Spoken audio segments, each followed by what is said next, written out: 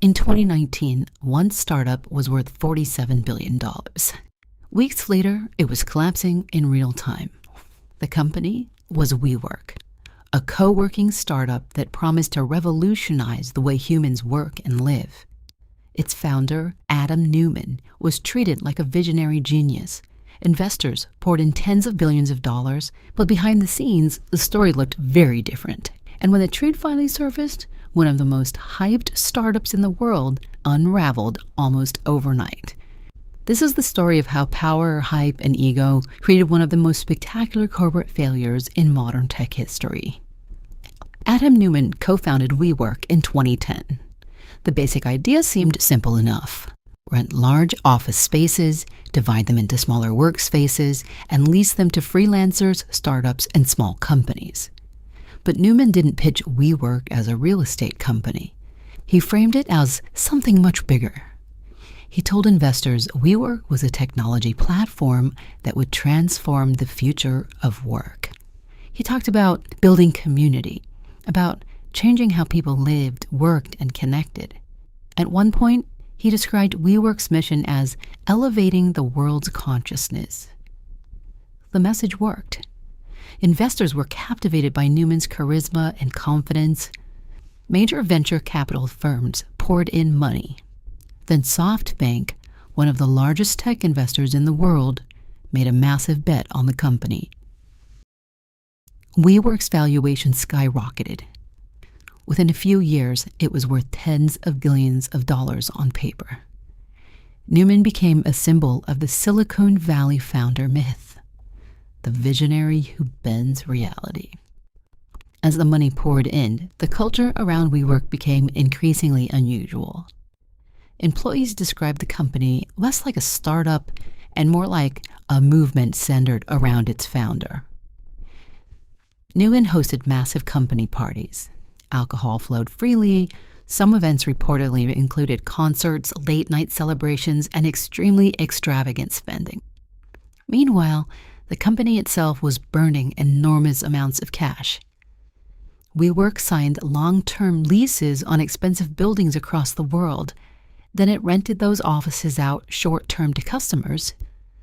The model looked exciting during boom times, but financially, it was extremely risky. Behind the scenes, Neumann was also making controversial decisions. He personally bought buildings, then leased them back to WeWork. He took large personal loans using company shares, and his control over the company was extraordinary. Through special stock structures, Neumann held outsized voting power over investors and the board. Still, the hype continued. By 2019, WeWork was preparing for what was supposed to be one of the biggest tech IPOs in years. Investors were pouring in billions, and the valuation climbed to $47 billion. But the real turning point came when WeWork tried to go public. Once the IPO paperwork became public, suddenly investors could see inside the company. The reaction was immediate. The financials were alarming. WeWork was losing billions of dollars per year. The governance structure looked chaotic, Neumann's control over the company seemed extreme, and the prospectus itself read less like a financial document and more like a manifesto about changing human consciousness. Analysts began asking a simple question. Was WeWork really a revolutionary tech company, or just an extremely expensive real estate business losing massive amounts of money?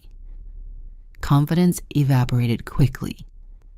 Investors who once competed to fund WeWork suddenly began backing away.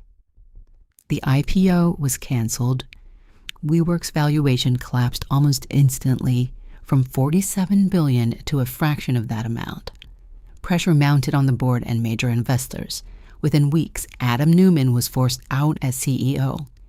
SoftBank eventually stepped in with a massive rescue package just to keep the company alive.